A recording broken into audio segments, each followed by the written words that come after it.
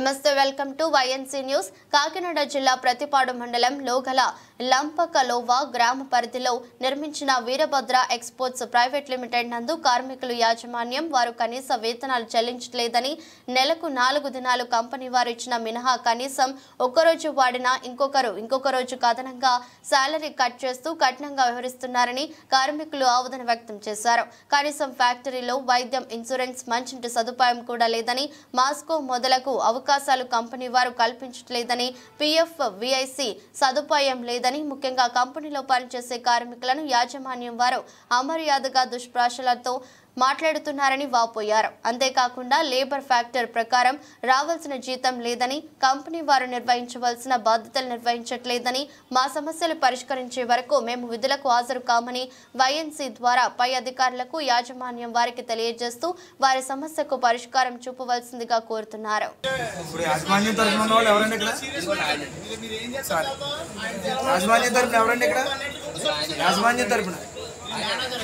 మీ పేరండి?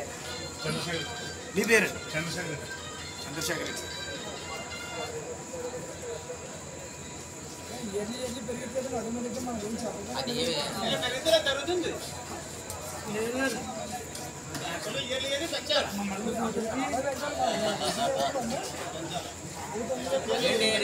రేపు మాట్లాడతారండి. ఇంక్రిమెంట్స్, PF, ESA ఇవన్నీ కూడా రేపు మాట్లాడచ్చు. రేపు మాట్లాడచ్చు.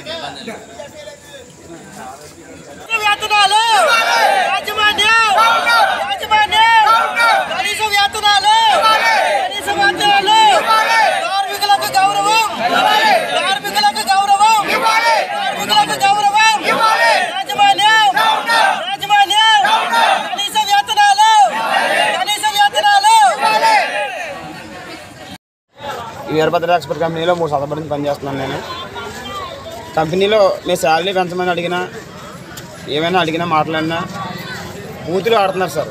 నచ్చితే చెయ్యండి, దెంగెత్తే దెంగండి, మీ విధంగానే ఇస్తాం, ఈ విధంగానే మాట్లాడతాం, మీకు ఇష్టం ఉంటే చేయండి, పోతే పొండి అనేసి మాట్లాడుతున్నారు సార్.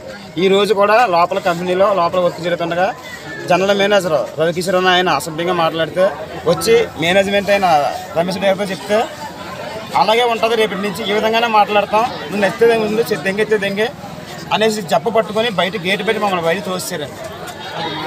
శాలరీలు అడుగుతుంటే పెంచాం అనేసి మినిమం శాలరీ మాకు 14,000 ఇవ్వమని అడుగుతున్నాం సార్. 9,000 ఇస్తున్నారండి. 9,000 ఇవ్వగా మేమేమైనా ఒకరోజు సెలవు తీసుకుంటే ఆ 9,000 ఎక్స్ట్రా డబ్బులు కట్ చేస్తాం తప్ప 9,000 శాలరీ కూడా పూర్తి మాకు ఇవ్వట్లేదండి.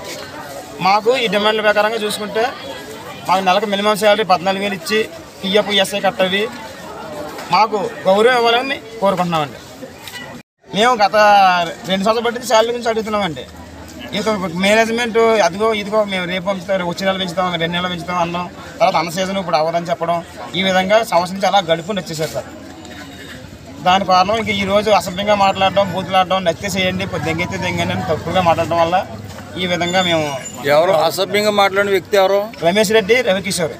ఆయన పోస్ట్ ఏంటి ఇందులో? రవికిషోర్ అని ఆయన జనరల్ మేనేజర్ అండి. జనరల్ మేనేజరా? రమేష్ రెడ్డి మేనేజర్. ఓ, ఇద్దరు మాట్లాడారా? ఇద్దరు కూడా మొట్ట పగలు దెంగుతాం, పగలు దెంగుతాం. 7 సార్లు ఇలా ఎంత మాట్లాడుతుంటే రేపు నుంచి ఎలాగే ఉంటుంది, ఈ విధంగా ఉంటుంది మాటల ప్రవర్తన. మీరు నచ్చితే చేయండి, లేదా దెంగితే దెంగండి. మిమ్మల్ని మీ వర్కర్లు అన్నారండి.